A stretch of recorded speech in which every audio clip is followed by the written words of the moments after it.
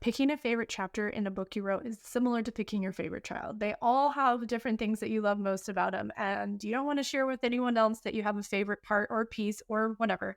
But the truth is, some things just are your favorite. Chapter 5, Whoa, Whoa, Whoa, is probably my favorite in the whole book. Uh, by this point in the process, you might be thinking, Brandi, my patient absolutely did not say, what are we going to do? And, oh, I have gum disease and, all the things. And you're like, where are we going with this? My recommendation at this point is to do two questions that I do with myself every time I get to this point where a patient, in fact, did not diagnose their own gum disease and they did not tell me that they are ready to proceed forward with care.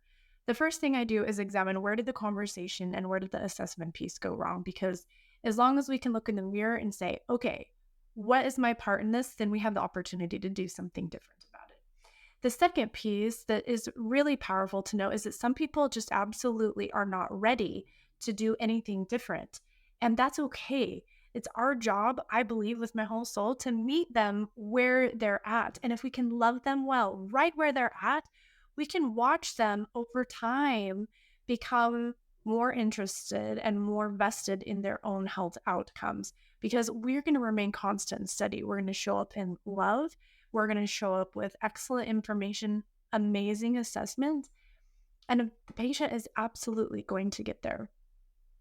When I do this process of the individualized care that you are learning about in dentist, hygienists, and cows, maybe 1 or 2 out of 100 people won't be ready to proceed forward with care. It is really the exception, not the rule, but we have to have a plan in place for when the exception pops up.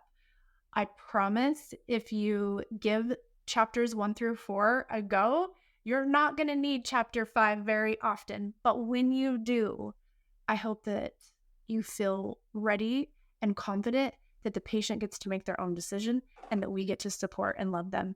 And if we've done all that great supporting, they'll be back next time for us to give it another go. So good luck.